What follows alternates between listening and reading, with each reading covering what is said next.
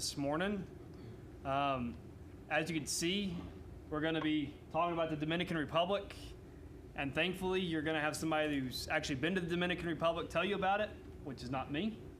So we're going to have Katelyn Hauser come up and present on her missionary work that she's been doing in the DR and what all she's done there. Many of you know Katelyn. Some of you support Katelyn financially as she continues to do the work of the Lord down there. And so today, as she's home, we're going to put her to some work, and we're going to make her tell us all about what she's doing and the work of the kingdom that she is embarking on. So, with further ado, here's Kate. Thanks, Luke. You're welcome. All right, good morning, everybody. Good morning. How's everybody this morning? Good. Well, as Luke said, my name is Katelyn. For those of you who don't know me, I think I know the majority of you who are in here. But I live in a little town in the Dominican Republic, about an hour from the Haitian border. In September, it'll be 2 years that I have been there. So do I have, wait, you're, okay, you can hear me? Okay, good. So I'm just gonna talk a little bit about an update of what I'm doing. Most of you know a little bit about what I'm doing. Things have kind of shifted a little bit as far as like my responsibilities and my role and things like that. So I'll give you an update on that, give you some personal updates, and then I will just let you guys ask any questions that you want to. So we can, focus a little more on the information that you guys want to know. So I'm going to first talk about Solid Rock International, which is the organization that I work for. Our mission statement is to transform the mind, body, and soul of the poor of the Dominican Republic. So we live in a rural province. I live in the capital city of my province. It's still a very rural and agricultural town, and there's a lot of different socioeconomic statuses there. There's some very wealthy people and then some very impoverished people. So talking about transforming the mind, body, and soul, we transform the mind through education. So that's one of our avenues to share the gospel. We partner with 5 different private schools in the DR from the border of Haiti all the way into the capital. So that's about a 5.5 hour radius. Okay, so we have 5 different schools, and they are all private Christian schools. They're completely Dominican run. We have no say of we have no authority really to tell them how to do things or how to run things, but we come alongside them and help support them financially through finding sponsors for the students who are going there. This is a really huge way that we can reach people, not only the students, but also their families. Because in the Dominican Republic, the public school system, it's not necessarily that it's bad or that the teachers are bad, but teachers go on strike a lot for their pay. So that creates these gaps. They can be out for 2 to 3 weeks at a time. And that really doesn't that doesn't hurt the government, that hurts the kids. So they're on strike about their pay and their working conditions and all of those different things. And it really creates these learning gaps whereas if you know anything about poverty, education is your only way out. Giving handouts does nothing but perpetuate poverty. So giving education that is good, solid education that can give them actual working skills, no gaps in the education, things like that, gives them an opportunity to go into the university system, is a huge thing. And that's also our avenue to share the gospel. So each one of our 5 private schools has a gospel component in every single class. So each morning they do a flag raising ceremony, they sing their national anthem, they do a school-wide prayer and devotional, and then they go off to their school or their classes, and each class has their own deeper devotional. So a lot of kids and families have come to know Jesus through that, but a lot of parents are wanting their kids to go to these private Christian schools, not necessarily because they're Christian, but because they have consistency. So because we offer them consistency, that's how we can reach people, because there's other benefits to it that people see, and then we integrate the gospel into that so that it's not just giving them physical needs, but it's also giving them spiritual needs. We transform the body through health care and child nutrition. So we now have a state-of-the-art hospital. We call it a clinic because in the DR, a clinic is a private hospital. It's not a clinic as we would think of here. Clinics here are smaller, like, yes, they're private, but it's a privately owned hospital. So this is a huge deal. I think some of you have heard me talk about it before. We live 3.5 hours from the Capitol where emergency services are. So before our hospital was built, if you needed any sort of emergency care, if you got in a car accident, you couldn't even wait on the ambulance. Somebody would have to pick you up and start heading 3.5 hours to the Capitol to get you anywhere to have any emergency services.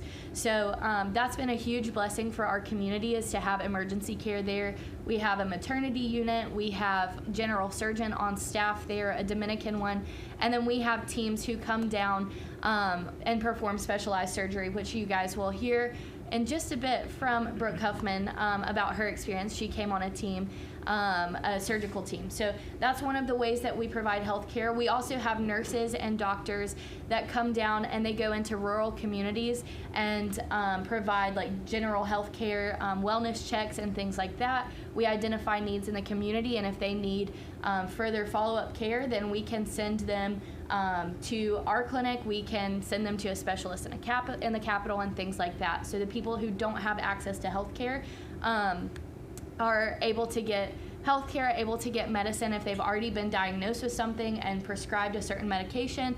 If we have that on hand, we can give them a 30-day supply and then have them go have follow-up care after those 30 days. So because of this avenue of providing for physical needs through healthcare, we are able to care for the soul in that as well. So at each of our sites, whether it's a surgical team or a mobile medical clinic team, we send our pastor out, the pastor that's on staff with us, and he goes and either does home visits or goes and prays with the patient that's going into surgery and things like that, and shares the gospel with them, which has been really cool. He's been with us for, I think, like 15 or so years. And so going out into these rural communities, he has made contacts with local pastors, local people, and he's been able to plant some churches there through that, through the avenue of healthcare. We show up and we provide things for their physical well-being, but then we integrate the gospel into that. So that's like our means to the end is how we do it, but obviously the soul care is why we do it. So those are all of our areas of ministry. We do have a child nutrition program, which was a little more, when it started, it was a little more American run. Now it's completely Dominican run. All we do is help fund the child nutrition program because there is a lot of malnourishment there. So the parents get education on what they need to be feeding their child, what they don't need to be feeding their child. They have accountability, and they have a little bit of soul care in that when they come and do their check-ins and things like that as well. All right, so my role is technically guest house host, but that doesn't really describe all the things that I do. So as a guest house host, my main priority is making sure all of our teams that are coming in and out each week are taken care of. So I do the grocery shopping, the meal planning, the prepping, the serving. I cook 4 meals a week and I think 5 desserts a week. And then I just do anything that our teams need me to do. If they have forgotten something or some of their luggage didn't get through, so they need whatever, I can go get that for them. And then I plan all of our staff events, so our staff appreciation, our staff Christmas party. I've planned some retreats for us. We're actually getting ready to have a staff retreat in September, so I've been planning that. I plan smaller little retreats for the girls, and just different areas of or just different ways to get together and be more than just co-workers, but also be a family who prays for each other and things like that. So I plan all of our events. I do all of our finances in country, so each month I get roughly 25 to 30,000 US dollars, and I have to go get that out of the bank. I have to balance the money box, make sure all of our expenses are paid for, make sure they're accounted for and things like that. I do all of our payroll and anything that has to do with finances that goes through me. I also run our social media, so if you're on Facebook or Instagram, you can follow Solid Rock International, and we post updates all the time. So I strongly encourage you guys to follow them, and we try to keep everybody as updated as possible with what we're doing. And I also am the coordinator for our student sponsorship program. So those 5 schools that I talked about, I go to those schools a couple times throughout the year. Here in about 2 months, I'll be doing our student sponsorship updates. So I'll go to each school. We have about 1,000 students in the program, and I think we're sitting at right around 800 students sponsored. So we're still looking for sponsors for 200 more students. So I'll update their information, take their pictures and all of that good stuff, so it's up to date on our website.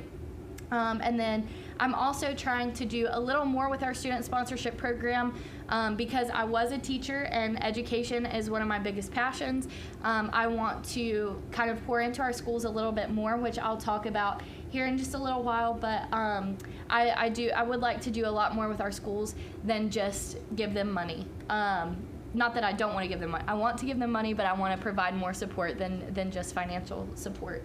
And then each year I do our VBS curriculum, so I get with our Dominican full-time staff. We talk about the topics that we want to do. VBS in the DR is not as extravagant as it is here. We don't have like a whole big overarching theme that's like adventure camp or anything like that. It's very simplified because it just has to be with the cultural norms and things like that. So we pick 2 Bible stories each year that we focus on, and then we do both of those Bible stories at 2 different churches per week. So we serve about, this summer we served about 10 churches, 10 local churches in VBS. So I put together the curriculum based on what our Dominican full-time staff say, that like the themes that they want to revolve VBS around, and then I put that all together in a packet that goes to our VBS team so that they can come prepared to do VBS. So I have a few pictures on here. This top picture is just at my church with a few team members that are one of our biggest supporters. This is with a few girls that did small group. I did small group with one of our summer teams. This picture is a girls' retreat that we did that was actually in my room, so it was like a mini virtual retreat. This is just me in the kitchen, a few other girls that I got really close with while we were down here, or they were down there, me washing clothes, and then this is our staff. So on the left we have Hector, who is Dominican, and he is our in-country director. Then we have Kelsey, who is our medical coordinator, so she does all the medical side of things. Me, and then Jeff and Commanda are our executive directors here in the state. So they're more like overall administration. So that's our team. We are hiring a few more people, which I'll talk about a little bit later. But yeah, so that's our team. Quick question. Yes. Are you manually washing clothes there? What kind of washing? So that is a Japanese washer, and it's kind of manual, kind of not. It's like a hybrid almost. So like you put it in, it spins it around, does all the things. Then you have to physically rinse it out, wring them out, and then put them in the other side where it kind of spins itself before you hang them on the line to dry. So that's what most Dominicans have, just because American washers, when the power goes out, which it does go out often, American washers will stop wherever they are and won't restart where they left off. So most Dominicans prefer that type of washer because when the power goes out, it stops where it was and then will restart when the power comes on wherever it stopped at. So yeah. Alrighty, so this summer we had a few interns. We had 2. One of them was Lizzie Sane. So she's not here today because she was working up at camp, and then she's starting school tomorrow, so she's going directly to school. But her and there was another boy from Mount Pleasant that both spent the summer down there helping me in the kitchen, running everything. And they were such a blessing. They had a blast. They both helped me serve the meals, prep the meals, anything guest house related, they helped me do it. They came to a Bible study that I have. That was us at church, their first week there. So there was a lot of fun things going on. They cooked, they made desserts, they helped buffer questions from team members and things like that. So hopefully Lizzie at some point can give you guys an update on her summer so that you can know a little bit more about that. But it meant the world to me to have Lizzie or in the Dominican with me all summer, just because I've had Brooke come, and having both of them, somebody from my home church, my hometown, was just so so special to me, because my family hasn't gotten the chance to go down there yet, and so it was really, really nice to have people to come down here, see what I do, get to experience it with me, because you can explain it all you want, but until you've lived it, you don't really know what it's like. So it was really cool to have some people from back home there. Okay, so a few personal updates. Number one, I have 2 dogs. The first one is Dolly. That's this one right here and right here. So this is the same dog. And this is Peanut. I did have 3, but I rehomed one, and they're all foster fails, both Dolly and Peanut. So I live in a little gated area, and they both crawled up into our parking lot at a very young age. We think Dolly was around 6 weeks when she crawled in there, and we think Peanut was about 3 or 4 weeks when she crawled in there. So I was like, well, I'll just foster them and then find them a home. And it's pretty much impossible to find homes for street dogs there, because people don't want street dogs. If they're gonna have a dog, it's gonna be purebred, or they don't want girl dogs, and both of them are girls. So I got really attached to Dolly, and then I've now gotten attached to Peanut, but they have been so good, and they just both have such fun personalities and are really welcoming to all the team members and everything. So it's been fun to have them. I have done a lot of baking. So I do have to bake different desserts for our team members every night of the week. And I really enjoy doing that, but I started experimenting a little bit, which has been fun. And then I have started making birthday cakes for all of my friends' birthdays, which is kind of a huge undertaking sometimes, but I've really enjoyed it, and I've learned some cake decorating skills, how to make some buttercream icing that actually withstands the heat and humidity, since we're not in air conditioning. So it's been really fun to experiment with that.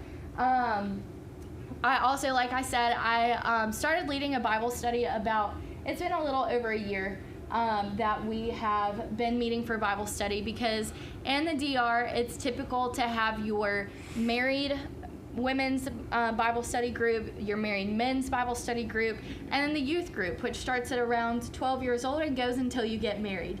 And I'm not the kind of, it's not that I don't want to be around 12-year-olds, but I also I want to be poured into with people who are my age and kind of in my same walk of life. So I kind of started a young adults Bible study group, which started off a little rocky, just with cultural differences, but we have worked through them, and now it has been such a huge blessing. And I'm so glad that I didn't, after our first study of Ephesians, I'm so glad I didn't say, well, we're not doing this anymore, because this is just not it. So we kept pushing through, and we have just created some really, really nice relationships that we can just pray with each other, have a space for young adults, and just grow in the Word together. Another big personal update is I am currently working on my missionary visa and my temporary residency. So up to this point in the DR, you're only required, the stipulations for visas are very specific. So your options are, you can go and stay as long as you want to, but when you leave, you have to pay a certain tax based on the length of stay that you had. So up until this point, that's what I've been doing, but I'm hoping to stay there longer term. So I have started working on my work visa, or my missionary visa is really what it is. So if you guys could be praying for that process. And once I have my visa, I can apply for temporary residency for 1 year. And then if I renew my residency for 5 years, then I will have the ability to become a permanent resident. So not citizenship, but permanent residency, which I would love to have. And then I wanted to talk a little bit about my personal goals in ministry. I had told you guys that we had hired a couple more people, so we've hired 3 new people. One is going to be over all of our guest house maintenance. Any handyman work that needs done around the guest house, he'll do. He'll be in charge of our construction teams, and anything that has to do with any sort of maintenance, like he is going to be the guy for that. And then we've hired a couple to come in and help with the guest house. So I'm hoping that they can, as they ease into their role, that they can take more and more responsibility for the guest house so that I can really focus on our sponsorship program.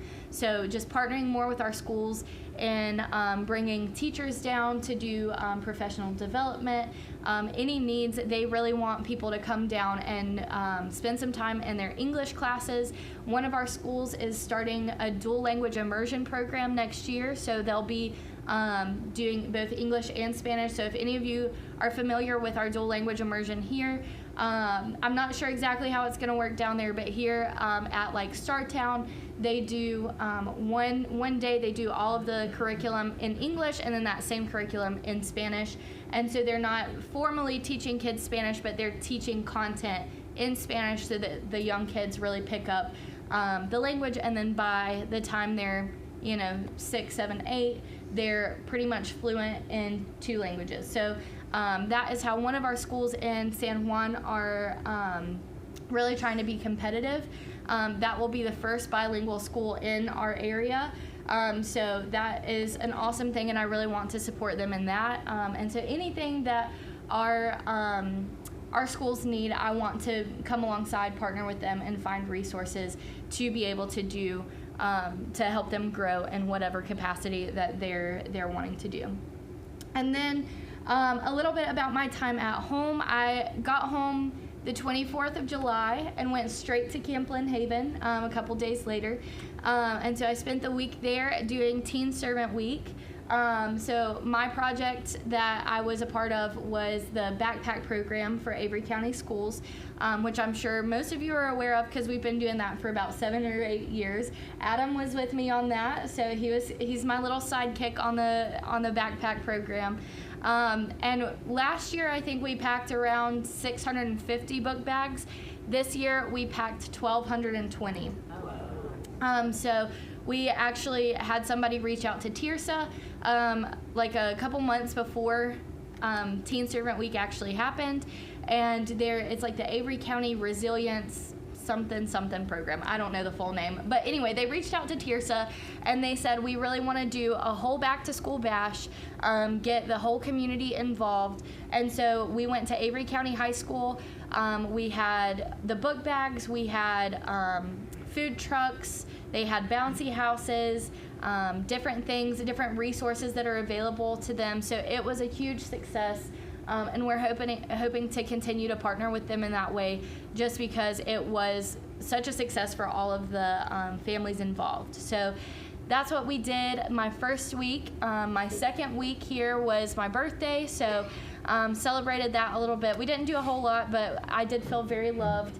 And then just taking care of different things as far as doctor's appointments, dentist appointments, staying up to date on different things. I did have to cancel my U.S. phone number, so trying to get into different accounts with the 2-factor authentication thing was miserable. So I was on the phone with all these different accounts saying like, hey, I need to change my phone. I can't get into the account because I no longer have my number. And so my first week at home was pretty much just taking care of all of those things. And then I've gotten to see lots of friends, spend lots of time with family, and things like that. And so it's been a really good few weeks home, and I have 2 more weeks left. So in 2 weeks I'll fly back. But yeah, that's pretty much it for personal updates. Okay, so how can you guys get involved with what I'm doing? So there's a few different ways that I'm going to talk about. Number one is always prayer. Like, we are in constant need of prayer, and I'll share some prayer requests at the end, but I honestly can tell that people are fervently praying for me, and I'm truly thankful for that, because without people here stateside pouring their hearts out to God for me, I don't think that I would have the strength to continue to do what I'm doing. So I've had lots of support and prayer, and I'm very thankful for that, and I'm going to continue to ask you to keep praying for me, for my team, for the ministry, and all of that good stuff. Next, you can volunteer. So you can come to the DR and volunteer with us. If you're interested in that, you can come talk to me individually. I'm just going to share a little bit about how you can volunteer. But one way to volunteer is through surgical teams. Surgical teams, you have to either be a surgeon or work in surgery to be down there doing surgery. But if that's not up your alley, you can also go do mobile medical clinics. So you would need to bring doctors and nurses with you, but not every person has to be a medical professional for that. You can do, in our mobile medical clinics, you can help with crowd control, you can help check people in, you can go on home visits with our pastor. So there's lots of other ways, if you're not a medical professional, to be a part of a mobile medical clinic team with us. And then we do Vacation Bible School in the summers, so you can bring a team of youth if you guys want to. Where's Matt at? Matt, if you're listening, you can bring a team of youth. Where's the camera at? Right there. So youth teams typically come and do Vacation Bible School. It doesn't have to be youth teams. If people who are very passionate about teaching the Word of God to children, come on down, get a group together, and you can come on down. And then we sprinkle construction teams in there. So either with our mobile medical clinic teams, our surgical teams, or VBS, we never have just a construction team. We always kind of tack it in with other types of teams, just because our construction teams are typically smaller. So we partner with local churches, anything that they need. We help them build it, and they provide some people. Sometimes they provide supplies, and we just work alongside them to get different things done around their churches. And then lastly is financially. If there's multiple ways that you can give financially. And so if any of these speak to you, then you can just let me know, and I can show you how to do it. Like I said, we have about 200 students who are currently not sponsored. So we are about to do not a fundraiser, but kind of like a social media blast of, hey, we are really looking for student sponsors. This is $38 a month, and it covers half tuition for 3 of our schools and full tuition for 2 of our schools. The reason for that being is because we have seen that when parents of the students down there they do have a little skin in the game. Oh, look, there's Matt. Did you hear what I said to you? You can bring a youth team down. You can get back and watch it and learn about it. But the reason for the half tuition is because we have seen when people invest in their own education, well-being, whatever that looks like, they're more likely to follow up and take care of that rather than it just being fully handed to them. The reason that we cover full tuition at 2 of our schools is because those are very impoverished areas, and they do not have the financial means to put anything towards their students' education. So that's one way that you can do it. Student sponsorships, like I said, it's $38 a month, and it will automatically draft out of your account every month until you cancel it. Or if you would rather do a one-time donation, you can do a one-time donation toward a specific school, and those one-time donations will help cover costs of any students who are not yet sponsored. They can give them sort of scholarships, smaller scholarships, to help with that. When families sign their students up for or ask for to be a part of the student sponsorship program, they are committing to pay until they get sponsored. They realize that there's no guarantee that they're actually going to be sponsored, because as I said, we have 1,000 students in the program, and we still have about 200 who are not sponsored. So they make that commitment because they know that education is good, it's consistent, it's Christ-centered, so there's a lot of benefits to being in a private school. So they make that commitment until they can become sponsored. Next, you can donate to clinic operations. So if the medical side of things really speaks to you, you can donate directly to our clinic to help keep things running. You can donate directly to our Dominican staff that worked with us. We have 5 full-time staff, and then we have part-time staff that work as translators they do more than just translating, but that's their main priority, is to translate for our teams down there, so that can help support their paychecks. And then there's also missionary staff support. So all of the Americans who are down there rely 100% on support for our salaries. So there's me, there's Kelsey, there's Nick, who just got down there, and then there's a couple who just got down there. So those are all ways that you can get involved. If you guys have any questions about those, we can talk about that at the end. But before we get to questions, I want Brooke to come up here and tell us about her experience as a team member coming to the DR, and what she did and what she learned and all that good stuff. Okay, bear with me because Katelyn messaged me at 8 o'clock last night asking me to speak. So first I'll explain kind of how I got involved. So I don't know if you guys know, but I'm a pediatric nurse here at the local hospital, Catawba.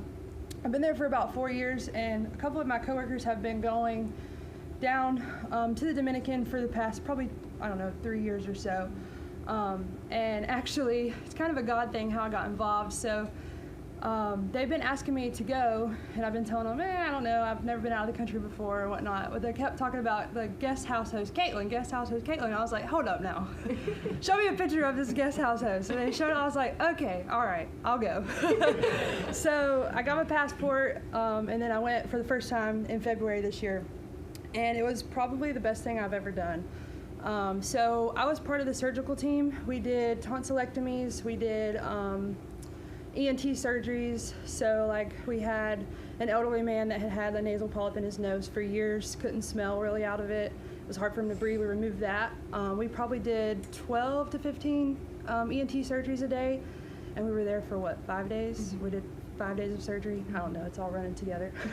But then we also had a clinic, one of the mobile clinic teams that would go out into the barrio, which is the community, and just kind of do what Katelyn said, where you would give them, they would come see a provider, and then they would kind of explain what was going on, and we would have a pharmacy set up where they could get medicine, and that kind of thing. So I was lucky enough to be able to go out to the barrio for 2 days while I was there, and that's probably where I learned the most. Being in the OR, it's kind of busy, and you're just back to back getting patients and taking them in and doing surgery. But out in the barrio is where you're really able to connect with the people of the community and stuff. So a couple of the pictures there where I'm holding the kids are from the barrio, and then of course all the pictures where I have a scrub cap on are in the OR or the PACU, recovering kids. It's just a cool experience. So they're super grateful for everything, and they have nothing pretty much. Out in the barrio, we would go, and there would be kids walking around naked, and they would be walking into the houses where there's dirt on the floor, and they have a bucket for a toilet, and they're just happy, they're smiling. Even the parents, the adults, they're all happy to greet you, and they're happy that you're there, they're thankful for what you're doing. And it was really just a spiritual and a reality check for myself, because we have all these materialistic things here in the U.S., and we can still be super ungrateful for the things that we have and all that. So going there and seeing them just be happy and just living life, and they're glorifying God too. When we would go to the barrio, they would always open up the day with prayer and a song, and then they would have pastors there in the communities that would be just praying over the patients as they would come in. And then one day there was a pastor, he was playing the guitar, and he was singing How Great Thou Art in Spanish, and some of our team members would sing it in English beside of him, so that was a really cool experience. Just things like that. It makes you step back and really kind of evaluate yourself and your walk with the faith. But let me go to my list here, talk about some things. So,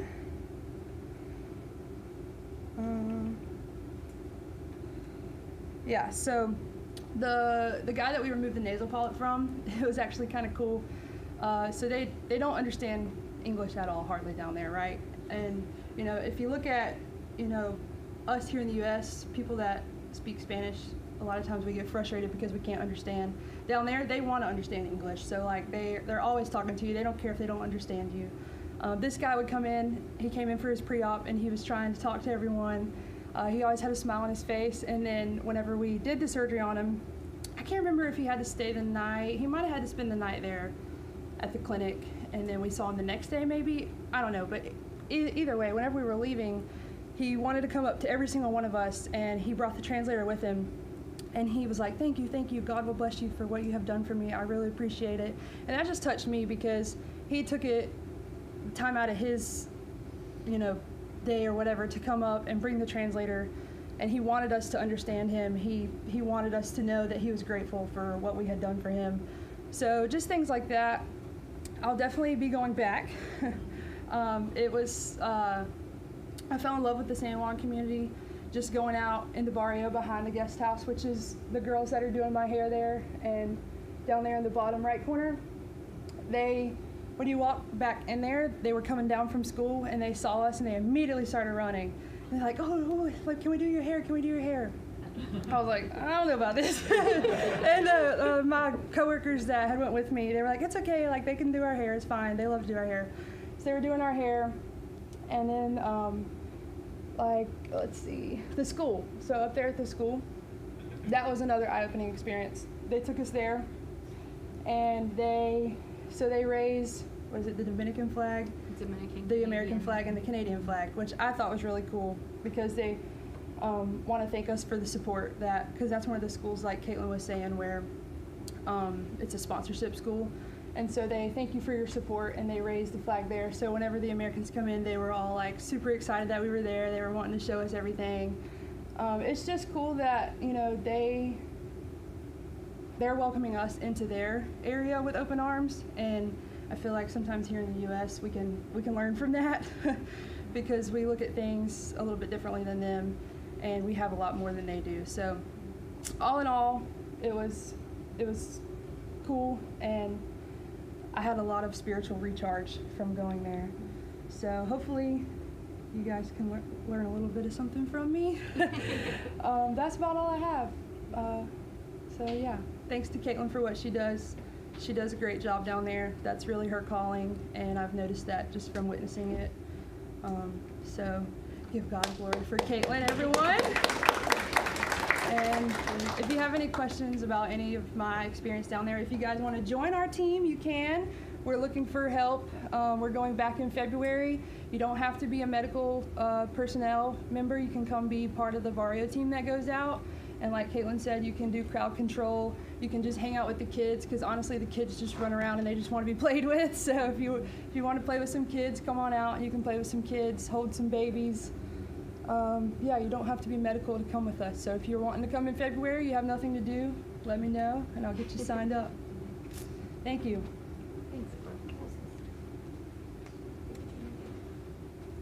Alrighty. Oh my goodness, I'm tangled. Okay, so just a few prayer requests, and then I will let you guys ask whatever questions. Number one, I did tell you guys that we did hire 3 new people. So just asking for prayers for our team on the ground, for strength, for just wisdom and all of that stuff, and that we can just have a seamless Christ-centered unity in the transition that is coming up. Pray for the people who, we had 1 just moved down there before I left, and 2 are coming in December or January. So just pray for their hearts as they're learning their roles, as they're transitioning into life there. And just for our team to be strengthened in this new transition. We ask for wisdom and strength for our leadership, so both our board members and just our executive directors, our in-country director, and all of the partners, of our board that we have, that you just would give them, or that the Lord would just give them wisdom to make decisions that need to be made. Spiritual and physical rest for all of our staff. So this is a huge one, just because we are pouring out so much that it's very hard to be poured into at the rate that we are pouring out. So that is something that we always need, both physical and spiritual rest and strength. We're working, when we have teams, I work an average about 15 hours a day when teams are there. So I work from about 5:45 in the morning till 9 o'clock at night if everything goes well, later if it doesn't. That's about what the average time frame of me working is, and we have lots of things going on. There's a lot of needs around us, which is also hard to live with when you can't physically meet the needs of everyone around you. There's so much poverty, so many things that need to be done. So that's also a hard thing for us to cope with. We're there to help, but we feel like we can't help to the magnitude that is set before us. So we definitely are always in need of spiritual and physical rest. That we would continue to deepen our reliance on the Lord. That is one thing that I have learned a lot living down there without commodities that we have here. Just how the Lord shows up when we need Him to, and He provides everything that we need and then some. And then, as I talked about earlier, my visa and my temporary residency, if you could just be praying for that process. And there's tons of other prayer requests that I could list on this page, but these kind of like sum up all of them. They kind of compile them and put them all together. So those are our prayer requests right now, and then I'm just going to let you guys ask me questions. Or you can ask Brooke questions too. She's open. Does Solid Rock just work with the Dominican? Yeah, so we're only in San Juan in the Dominican Republic. Hopefully in the future it can grow to other parts of the DR and then other parts of the world, but right now we're just in San Juan. Where's Dolly and Peanut right now? So I have a lady that keeps Dolly. Dolly is like my baby. So she has a lady that keeps her.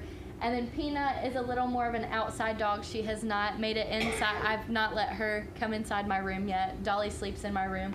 But Dolly is with a couple that they are Americans, and they take care of dogs for people when they're out of town. So she's with them. And then Peanut is with our guards. We have 24/7 guards at the guest house, so they'll feed her and take care of her. They like to have a dog there because it keeps them company. One of them keeps them company. So yeah. You feel safe there? I feel very safe there. Yep. I saw her hand first, and then I'll come to you. Oh, you maybe said that. How far are you from San Juan? So I'm in San Juan. San Juan's the city that I live. Santo Domingo, the capital, I'm 3.5 hours from that. That's our closest airport. Mm-hmm. Yes, but this is San Juan, Dominican Republic, so it's like over next to Haiti is where I'm at. You have no air conditioning? I do have a wall unit, but I don't use it a whole lot just because it takes it forever to cool down, and I can't keep it running all the time. So, but I've gotten used to it. Yeah. Do what? What's the temperature down there? It's pretty similar to here. It's just here we have air conditioning wherever we go. There we don't. It's cold in the winter? No, it only gets down to like the low 60s at night in the winter. But it is, for me, in the winter I can wear a sweatshirt all day. So, but it doesn't typically get colder than that. Are you guys exposed to like hurricanes and stuff like that? Because Haiti gets... Sometimes, yeah. So I think Hurricane Aaron just went north of it. I'm in a valley surrounded by mountains. So typically where we live, I do live in a flood zone, and it almost always floods a little bit when we're at the guest house where I live. But as far as being greatly affected by the hurricanes, where I live isn't super affected by them. We just typically get a lot of rain. What kind of, with the nourishment part of it, what kind of things do you do? I mean, you said you counsel the families on what they should eat, what they shouldn't eat? I mean, what's their diet Yeah, like? so the typical diet there is rice, beans, and chicken all the time. There's a lot of diabetes and there's a lot of hypertension because the quantities of the rice that they eat is like astronomical. It's insane how much these people eat rice. But yeah, so that's the typical diet. As far as like children's diets, I'm not sure what the typical diet for them are, like what they're fighting against in the child nutrition program. Like I said, I don't really work with that part of ministry because it's completely Dominican run now. We do have a Canadian woman who comes down and she kind of manages it when she's there and like oversees things and like connects with the doctors and things like that. But I do know that the families who are in the program, they come in once a month. The kids have to be weighed. They are evaluated. And I think they do give them certain foods if they need help like getting vegetables or things like that. But I'm not sure exactly how that looks just because I'm not involved in that area of ministry there. So how about your food availability? I mean, I'm sure you don't go to a grocery store. Like Oh no, we have that. grocery stores. Yeah. So it's a little bit different in the sense that we get our meat at a different store than we get like our like dry stuff. So like the rice and the flour and all that stuff is like in a typical grocery store. Then meat we get our meat from a separate store. There is meat in the grocery store, but we don't know really the quality of that one. For me personally, I sometimes get it at the grocery store just because I'm like, I'm not buying that much and I can survive on this.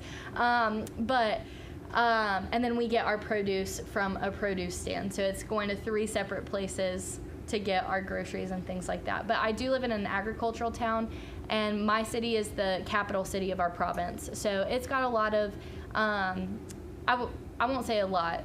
For what it is, it has a lot of availability. But for an American standard, it has pretty much nothing that that we really want. So we sometimes go in the capital when we go and pick up teams and stuff. We go to, there's a place called Price Mart, and it's like a Sam's Club / Costco. It's like a membership thing. And so we'll go there. You can get a lot of American products there. They are more expensive because they're imported, but I get my International Delight coffee creamer there because I need it. And then they have other like bulk items that we can get for our teams and freeze and stuff like that. So, but in San Juan, I typically eat, what is available there because what is grown and raised there is cheaper and it's more fresh. So that's what I typically go for. Mm-hmm. Yes, sir. What's the water situation like here? Do they have good potable water or? So our water situation is subpar. We at the guest house have a cistern and a water pump. So we are almost never without water, but if there's no electricity, then the water pump doesn't work. So the cistern collects rainwater and kind of runoff, so it's not clean water. It's very dirty, and we live right below a gas station, so there's like runoff from that too. So the water quality at the guest house is not great, but we work with what we have. Most people have what they call tinacos, and they're like big tanks that catch rainwater, and they have those on top of their houses and stuff, so that's the typical one. In the poorer communities, they'll just get barrels and collect rainwater and put a cover over it, and they'll just take buckets and bathe from that. So it's different for each little area, but water comes and goes. City water comes and goes, so we have a few fountains in town that are supposed to have water and none of them do. And we, a couple months ago, I have asthma, and I have not had a flare-up until I think it was like March. So I hadn't had a flare-up in like 10 years. I've been fine. And there was a big fire in town, which was like maybe 2 miles away from where I live. And the fire department didn't have enough water to put it out, so it burned for 6 hours. And it was a huge Chinese store, which has like all these cheap little tchotchkes. They're not well made. It's all plastic. And that came in and the smoke came and settled in the guest house, and it took me a few months to get back to normal. And I still I can't do hardly anything without taking my inhaler first. But that was all because they didn't have enough water to put the fire out. What about drinking water? So we have to buy the big jugs of purified drinking water. So we can't. Nobody can drink out of the tap there. Like not even the people who have lived there their entire lives. What sort of work is available for general population? So the biggest like careers that they go into are lawyer, doctor, and teacher. So that's like the 3 biggest career tracks that they have. Other than that, people will sell different items out of their homes, like a little convenience store like in the neighborhood. Or they might go to the grocery store, get a big bag of flour, but then they'll sell you like they'll bag it up in small individual bags. And like if you just need a small quantity of flour, you can go to these like neighborhood stores and buy little things like that. Other people who don't have like degrees or anything, they clean houses. There's a lot of people who clean houses. There's a lot of different things. People do restaurants out of their homes and things like that. Do baked goods. So they do what they can. But there's not a ton of job availability there if you don't have an education. What about farming or There is a lot of agriculture where I live. I'm not sure about manufacturing, but there is a lot of like farmland. They sell rice, beans, peas, lots of produce, things like that. So, yep. All right, you look like you're kicking me out. Yeah. Well, thank you, Katelyn, for all the work that you're doing down there. Thank you, guys. And if you would like to support Katelyn in the ministry that she's doing, there in our bulletin, in the announcements, there is a spot where you can see where it talks about what Katelyn's doing. It also has a little QR code. If you scan that, take you to a way where you can support her financially as she continues to do kingdom work in the Dominican Republic. So thank you, Katelyn, for that. All right, well, let's close with a word of prayer and then go to service. Oh, Lord, we thank you for the work of your missionaries that you've called throughout the world. We thank you for the work of Katelyn and even the work of Brooke, that they go and they serve these communities. They are the hands and feet of Jesus. And so, Lord, we thank you for their service. We thank you for what they are doing. And we just pray that you continue to bless them and bless the fruit of their hands, that it may build your kingdom and that people may hear more and more about your Son, Jesus Christ, our Lord. It is in his name we pray. In Jesus' name, all the people said,